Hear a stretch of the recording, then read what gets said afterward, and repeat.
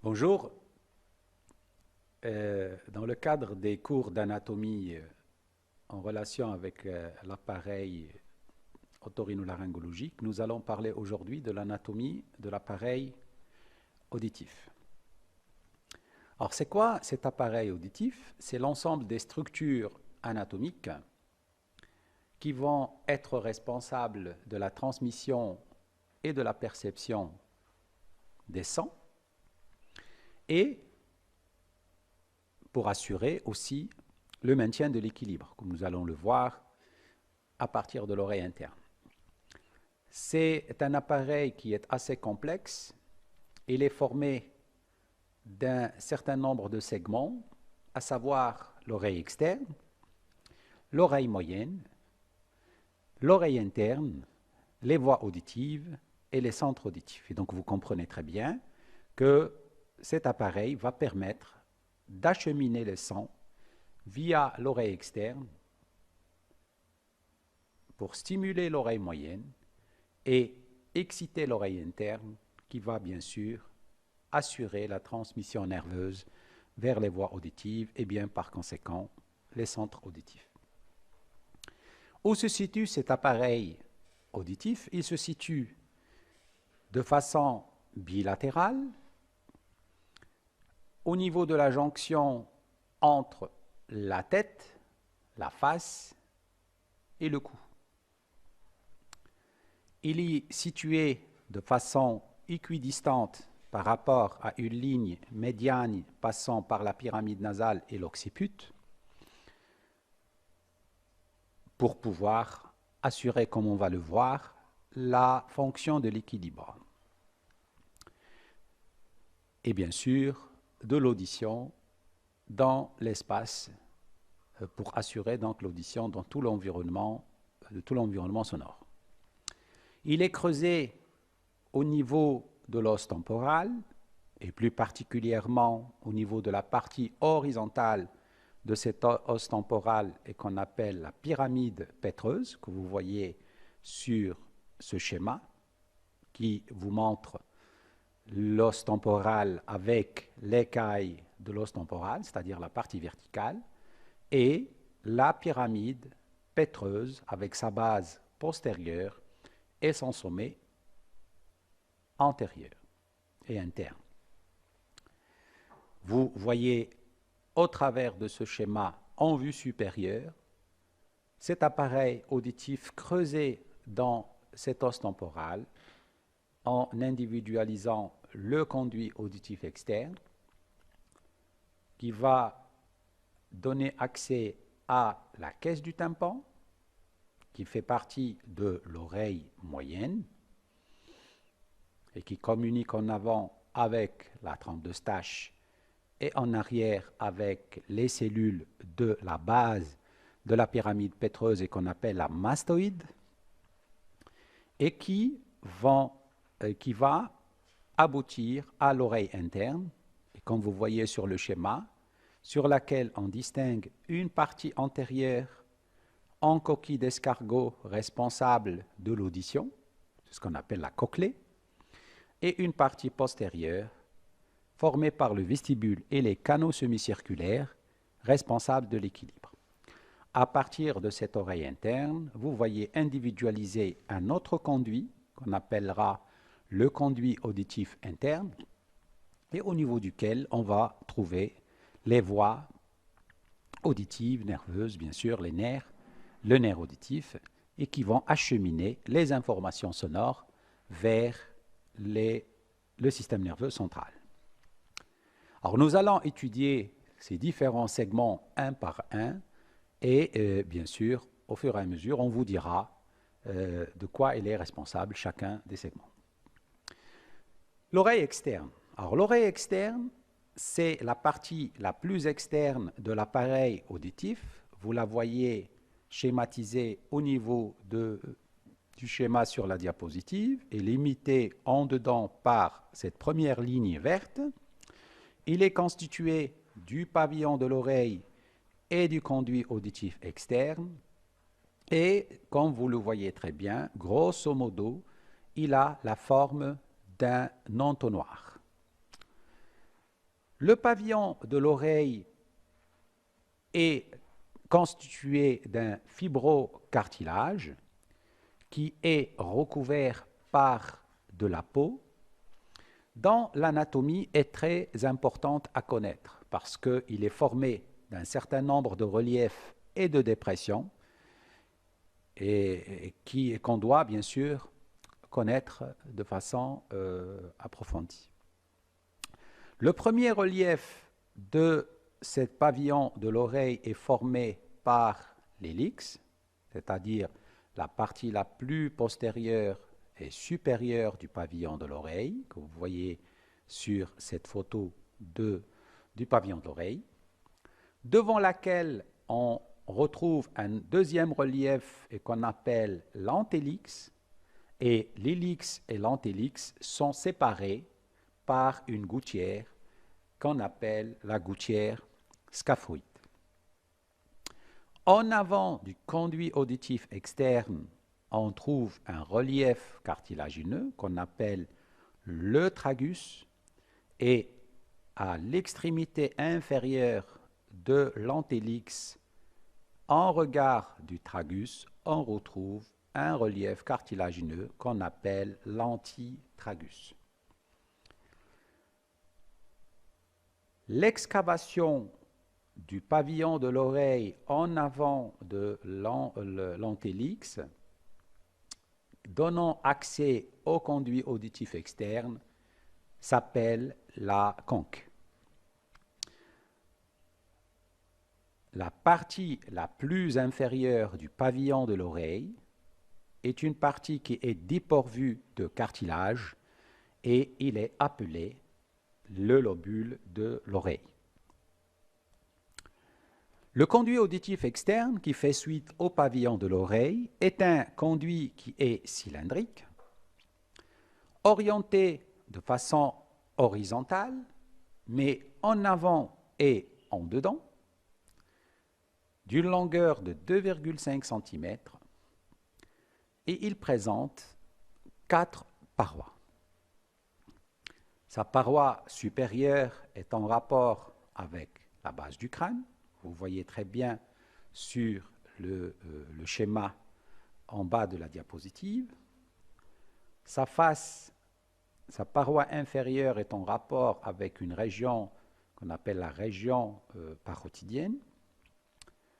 Il présente en plus une face antérieure, on va voir tout à l'heure dans les rapports du conduit auditif externe, qui est en rapport avec l'articulation temporomandibulaire, et bien sûr la face postérieure, qu'on ne voit pas très bien sur ce schéma-là, qu'on va voir sur les rapports, et donc qui est en rapport avec la région mastoïdienne, derrière le pavillon de l'oreille.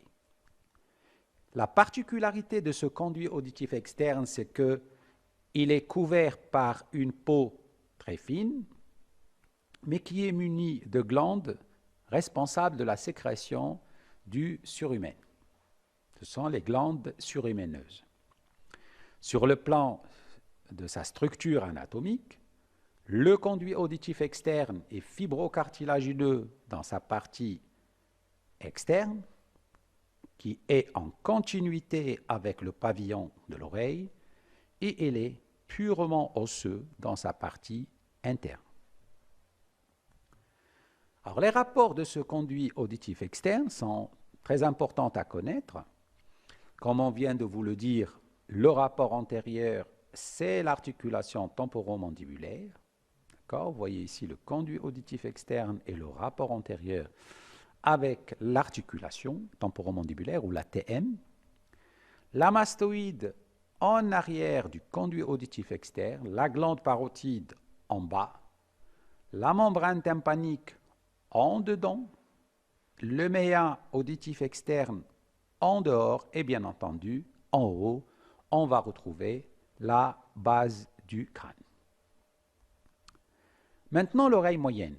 Alors, l'oreille moyenne, elle, est formée de 3 segments, à savoir la caisse du tympan dans la partie médiane et qui communique avec le deuxième segment en avant qu'on appelle la trempe d'Eustache et le troisième segment qui sont les cavités mastoïdiennes et que vous individualisez très bien sur ce schéma en tridimension de l'appareil auditif qui vous montre, bien entendu, la partie médiane qu'on appelle la caisse du tympan, le segment antérieur qui est de la trompe de Stache et bien sûr les cellules mastoïdiennes postérieures.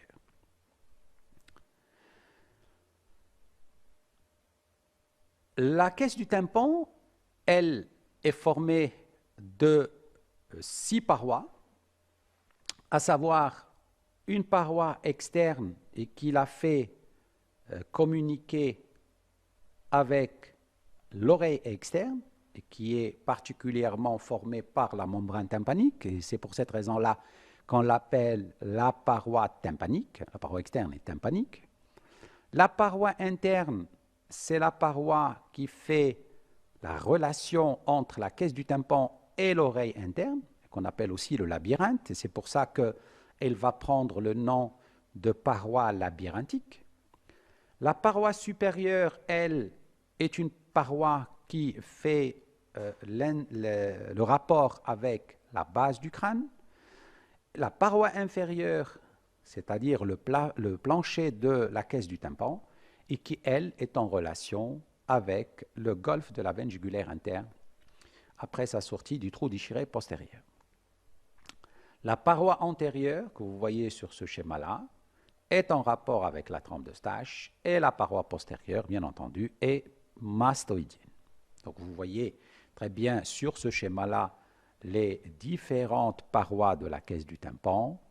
Donc vous individualisez ici le haut, le bas, le dedans et le dehors, et vous voyez la paroi externe tympanique, la paroi interne labyrinthique, la paroi antérieure en rapport avec la trompe de Stache, la paroi postérieure et qui est mastoïdienne. Donc il reste ici la paroi supérieure qui est en rapport avec la base du crâne et bien sûr la paroi inférieure avec la veine jugulaire. Maintenant, nous allons étudier les parois les plus importantes dans le cadre de la fonction de cet appareil auditif, à savoir la paroi externe et bien sûr la paroi interne. Alors la paroi externe de la caisse du tympan, qui est formée par la membrane tympanique ou ce qu'on appelle communément le tympan, c'est une paroi qui est formée exclusivement par la membrane tympanique, qui a une forme arrondie cylindrique et qu'on peut bien sûr regarder au travers d'un examen clinique qu'on appelle l'otoscopie, à travers laquelle le clinicien peut examiner cette membrane tympanique et peut individualiser ses structures anatomiques. Cette paroi tympanique se présente sous forme d'une paroi qui a une couleur gris rosé, luisant et transparent, et on lui distingue 2 parties.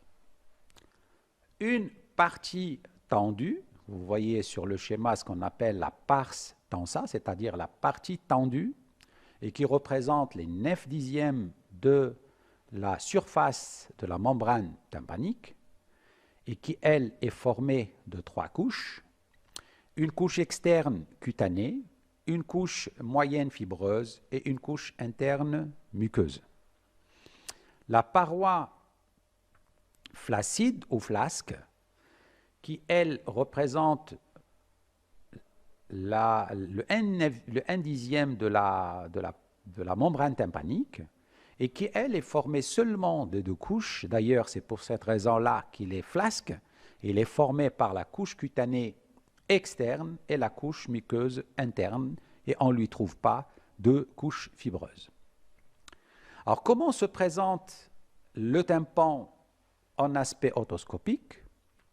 Le tympan en aspect otoscopique, on lui distingue le relief du manche du marteau, qui est l'osselet le plus externe de la chaîne ossiculaire et qui est incrusté à l'intérieur de la couche fibreuse de la membrane tympanique. Il est dirigé en bas et en arrière. À son extrémité inférieure, la membrane tympanique présente une excavation qu'on appelle l'ambilique. Et à partir de cet ambilique vers l'avant, la membrane tympanique présente un triangle lumineux dont le sommet est au niveau de l'ambilique de la pars tensa. La membrane tympanique est fixée au pourtour osseux du conduit auditif externe via un anneau fibreux qu'on appelle l'anneau de Gerlach. Et d'ailleurs, c'est cet anneau qui va lui permettre sa fixité pour assurer une bonne vibration de cette membrane tympanique. La paroi interne, c'est la paroi labyrinthique. C'est une paroi qui fait communiquer la caisse du tympan avec l'oreille interne et on lui distingue plusieurs reliefs et dépressions. Dans la dépression ovalaire supérieure, qu'on appelle la fenêtre ovale, et au niveau de laquelle viendra s'incruster l'osselet le plus interne de la chaîne ossiculaire, à savoir l'étrier. En bas, on trouve une deuxième dépression qui a une forme arrondie et qu'on appelle la fenêtre ronde, et au niveau de laquelle qui est libre, il n'y a que la membrane qui la ferme. Les reliefs de cette paroi labyrinthique sont représentés par un relief central qui siège entre la fenêtre ovale et la fenêtre ronde et qui s'appelle le promontoire, et ce n'est autre que le relief de l'oreille interne au niveau de la caisse du tympan. Et au-dessus de la fenêtre ovale, on trouve un deuxième relief qu'on appelle l'aqueduc de Fallope et au sein duquel va passer le nerf facial, c'est-à-dire la 7e paire crânienne. Les autres parois qui restent bien sûr à décrire sont essentiellement la paroi supérieure que vous voyez à ce niveau-là et qui sépare la caisse du tympan avec la base du crâne, la paroi antérieure qui, elle, va être représentée par la communication de la caisse du tympan avec la trompe d'Eustache, la paroi postérieure est mastoïdienne et la paroi inférieure que vous voyez à ce niveau-là est en rapport intime avec un golfe de la veine la plus volumineuse du cou, qui est la veine jugulaire interne. Alors, quel est le contenu de la caisse du tympan? Le contenu de la caisse du tympan est représenté essentiellement par la chaîne ossiculaire, que vous voyez sur ce schéma-là. Vous voyez donc le marteau, l'enclume et l'étrier qui s'enfoncent au niveau de la fenêtre ovale. Cette chaîne ossiculaire est munie de deux muscles, à savoir le muscle du marteau et le muscle de l'étrier, et elle est suspendue dans la caisse du tympan par des ligaments et recouverte par une muqueuse de type respiratoire. Le contenu de la caisse au niveau ossiculaire est représenté par 3 osselets. De dehors vers le dedans, on retrouve le marteau, qui a la forme d'un marteau, et qui s'articule avec l'enclume, qui, elle, va s'articuler avec l'étrier.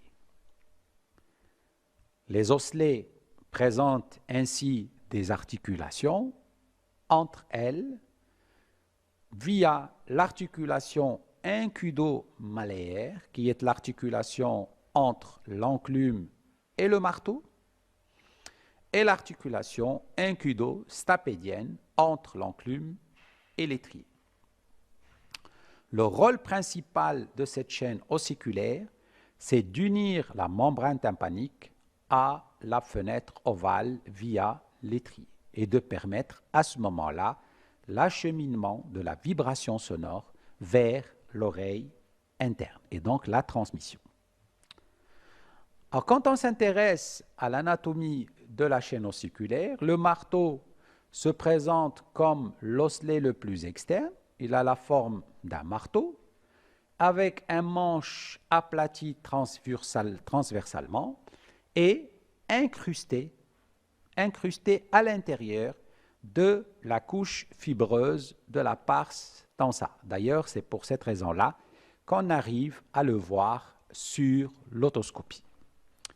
Donc, vous voyez sur ce schéma-là, le conduit auditif externe et bien sûr la pars densa coupée pour vous permettre d'individualiser les trois couches de cette membrane tympanique, à savoir la couche cutanée à l'extérieur, la couche muqueuse interne et la couche intermédiaire fibreuse.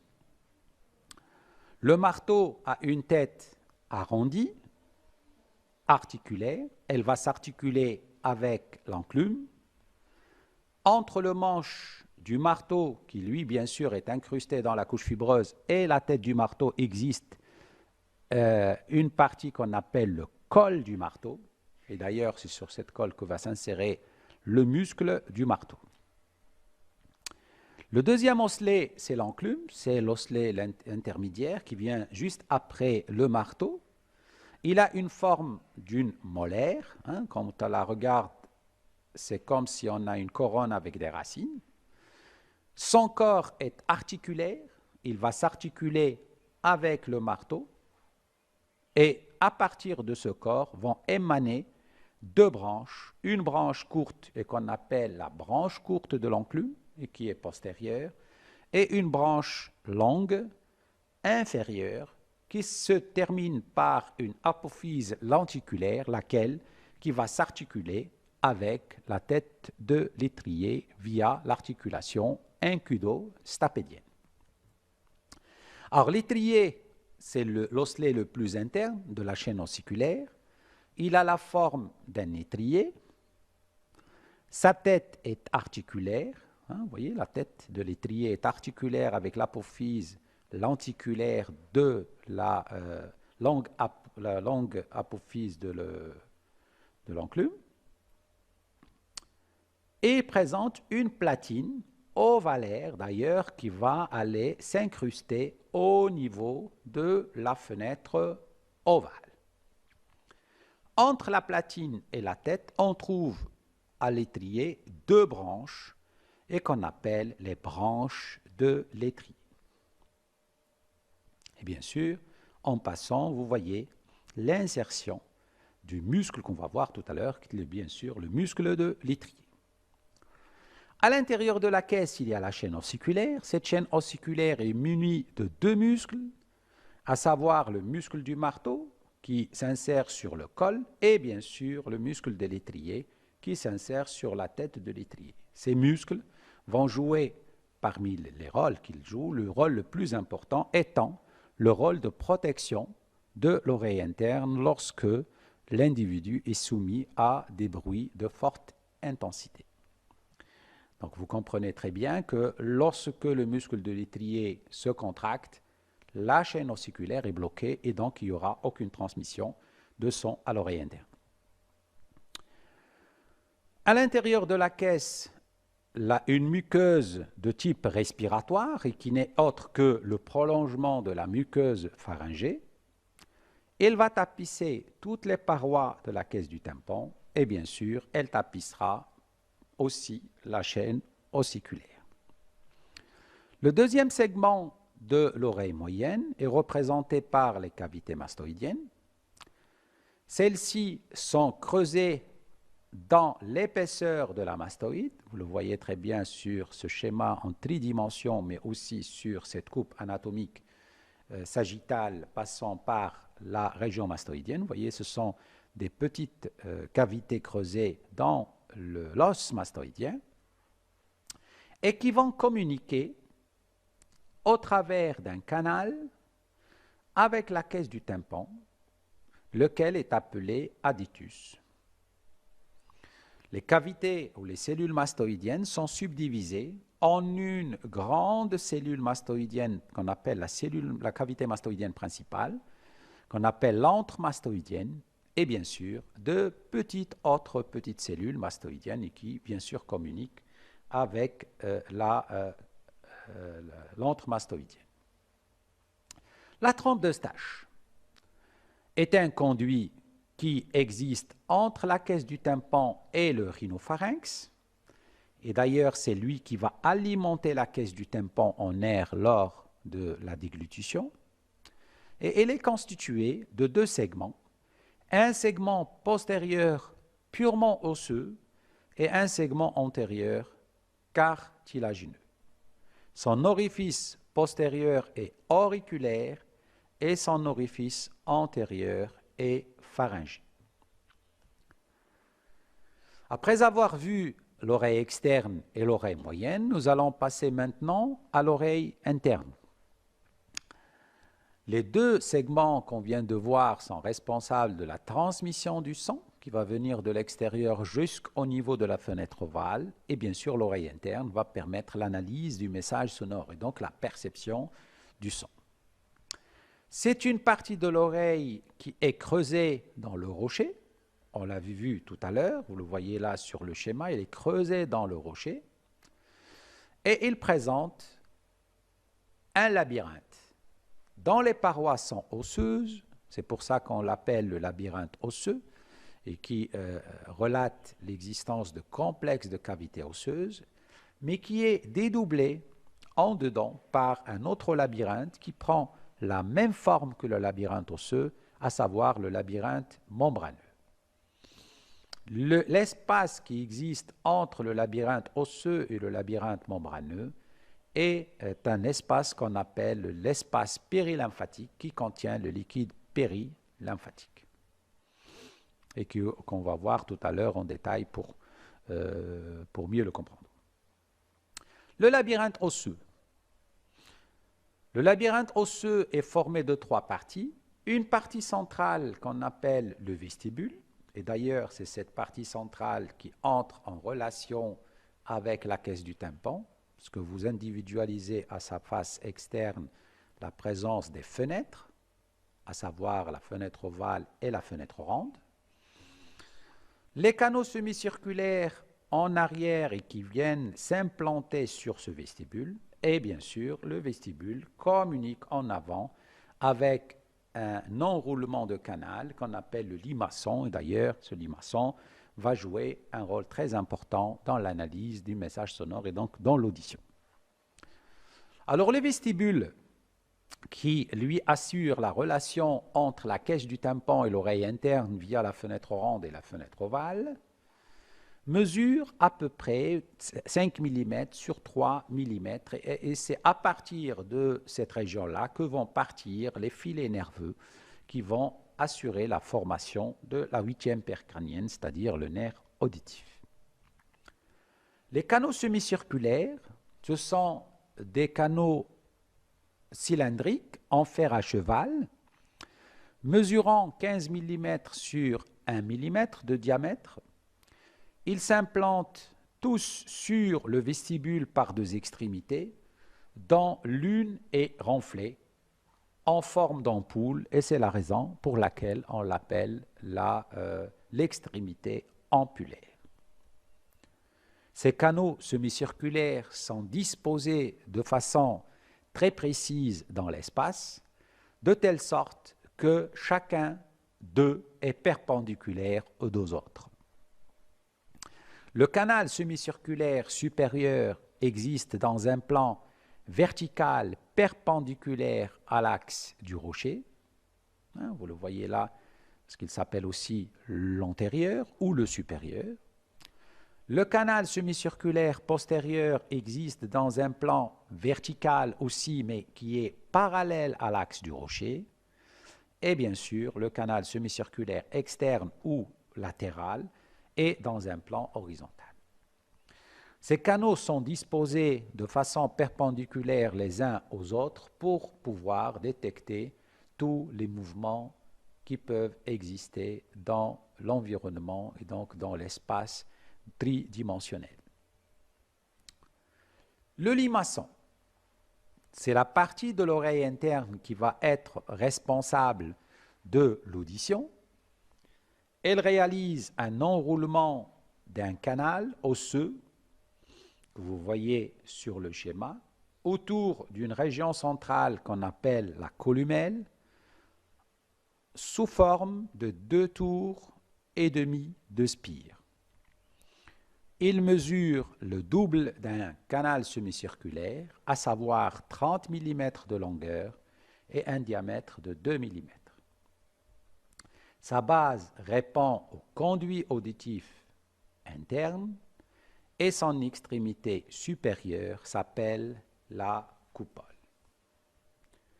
Ce limaçon est subdivisé en 2 étages par une lame spirale osseuse et qui est complétée par une lame basilaire membraneuse, de telle sorte que le canal va être divisé en une partie supérieure qu'on appelle la rampe vestibulaire et en une partie inférieure appelée rampe tympanique. La columelle qui existe au centre du limaçon est creusée d'une multitude de canaux qui vont abriter les filets nerveux provenant des différents étages du limaçon et donc pour former le nerf cochléaire. Le conduit auditif interne, donc après avoir vu l'oreille interne, qui elle va être à l'origine de la naissance du nerf auditif, le conduit auditif interne va permettre d'abriter ce nerf auditif.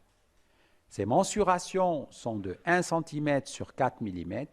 Il a la même orientation spatiale que le conduit auditif interne et il va s'ouvrir sur la face postérieure du rocher. Il comprend, lorsqu'on s'intéresse à sa subdivision, un orifice pour l'aqueduc de Fallope et qui abrite le nerf facial. Celui-ci est projeté en avant et en haut. Un orifice pour le nerf cochléaire qui se projette en bas et en avant. Et en arrière, on va retrouver les nerfs vestibulaires qui proviennent du labyrinthe postérieur, c'est-à-dire du labyrinthe responsable de l'équilibre. Le labyrinthe membraneux. Donc après avoir vu le labyrinthe osseux, maintenant, nous allons nous intéresser au labyrinthe membraneux. Et nous avons dit que ce labyrinthe membraneux va tapisser par le dedans le labyrinthe osseux. Alors ce labyrinthe membraneux est formé par conséquent par le vestibule membraneux, qui lui est formé par 2 vésicules, à savoir l'étrucule sur lequel s'implantent les canaux semi-circulaires et le sacule qui se continue avec la partie responsable de l'audition. Ça s'appelle aussi le canal cochléaire.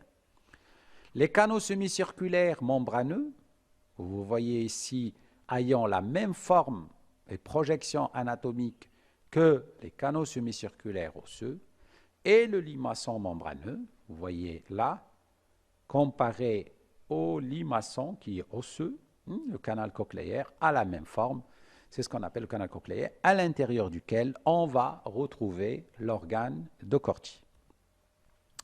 Je vous ai mis ce schéma pour vous montrer la relation entre le labyrinthe osseux en assuré et le labyrinthe membraneux qui est en gris. Vous voyez très bien la relation intime entre le labyrinthe membraneux et le labyrinthe osseux et l'espace qui sépare la paroi osseuse par rapport au labyrinthe membraneux qu'on appelle l'espace périlymphatique à l'intérieur duquel existe le liquide périlymphatique. Le liquide contenu dans le labyrinthe membraneux s'appelle le liquide endolymphatique. Le canal cochléaire, parce qu'on va s'intéresser essentiellement à l'audition, il réalise un tube prismatique triangulaire, vous voyez sur ce schéma du bas, sur lequel on individualise le canal osseux du limaçon et à l'intérieur duquel on va individualiser la rampe vestibulaire en haut et la rampe tympanique en bas séparées par la lame spirale et la lame basilaire. Et à l'intérieur de la rampe vestibulaire, on va individualiser un espace triangulaire prismatique. Cet espace triangulaire prismatique est situé entre la lame spirale, la lame basilaire et la partie correspondante du limaçon.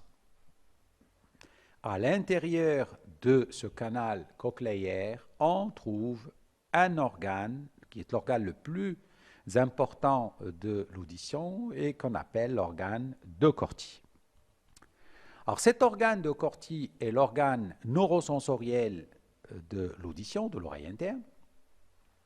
Il repose sur la membrane basilaire et il est constitué d'un épithélium très différencié qu'on voit sur le schéma du bas, sur lequel on individualise les cellules ciliées de l'audition et qui se subdivisent en cellules ciliées internes et en cellules ciliées externes.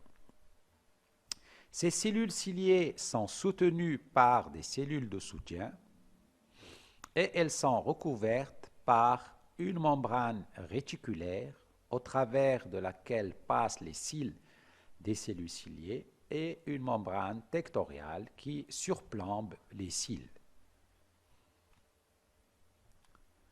Les espaces et les liquides de l'oreille interne vont nous permettre de comprendre qu'il existe deux espaces, à savoir l'espace endolymphatique qui est contenu dans le labyrinthe membraneux. C'est un espace qui est clos et à l'intérieur duquel on trouve de l'endolymphe et des otolithes. L'espace périlymphatique qui lui existe entre le labyrinthe osseux et le labyrinthe membraneux communique avec les espaces sous-arachnoïdiens que vous voyez sur ce schéma-là. Vous voyez en vert, ce sont les méninges, les durmères, méninges, et avec l'oreille moyenne via les deux fenêtres rondes et la fenêtre ovale. Quelle est maintenant la vascularisation de cet appareil auditif? La vascularisation de l'appareil auditif artériel est tributaire de l'artère auditive interne qui va assurer la vascularisation de l'oreille interne. C'est une vascularisation qui est de type terminal et donc qui va nous permettre de comprendre un certain nombre de situations, surtout en termes de surdité brusque. L'oreille externe et l'oreille moyenne vont être vascularisées par des branches de la carotide externe. Concernant les veines, la veine auditive interne va se jeter dans le sinus latéral. Les veines de l'oreille externe se jetteront vers la veine jugulaire externe et les veines de l'oreille moyenne se jettent dans la veine jugulaire interne. Le drainage lymphatique de l'appareil auditif se fait de telle sorte que les liquides périlymphatiques sont drainés vers le liquide céphalorachidien. Les drainages lymphatiques de l'oreille moyenne vont être drainés vers les ganglions rétropharyngés et le drainage lymphatique de l'oreille externe va se faire au niveau des ganglions préauriculaires.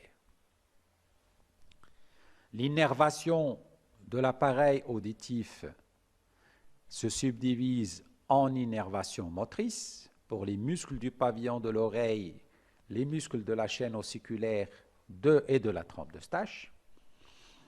Sensitive pour l'oreille externe, pour la membrane tympanique et pour la muqueuse de la caisse. Sympathique pour la muqueuse de la caisse et bien sûr sensorielle, se subdivisant en innervation cochléaire et en innervation vestibulaire, les deux contingents de la 8e paire crânienne qui est le nerf auditif. Alors, Ce nerf auditif va prendre son origine au niveau de la paroi latérale du bulbe. Il va traverser l'espace qui existe entre le pan et le cervelet, à savoir l'espace ponto-cérébelleux, avant de se diviser en deux branches. La branche antérieure est à visée auditive et va aller au niveau de la cochlée. C'est pour cette raison-là qu'on l'appelle la branche cochléaire. Et une branche postérieure vestibulaire. Vous voyez sur le schéma du haut le nerf auditif. Après son entrée dans le conduit auditif interne, une subdivision en deux branches, une branche cochléaire antérieure et une branche postérieure vestibulaire. Il est accompagné dans son trajet par le 7 et le 7 bis, c'est-à-dire l'intermédiaire de Weisberg, et on lui décrit trois segments. Un segment labyrinthique, prenant naissance au niveau de labyrinthe, un segment intracrânien lors de son trajet à l'intérieur de la base du crâne, et un segment intrapontique lorsqu'il va pénétrer le système nerveux central.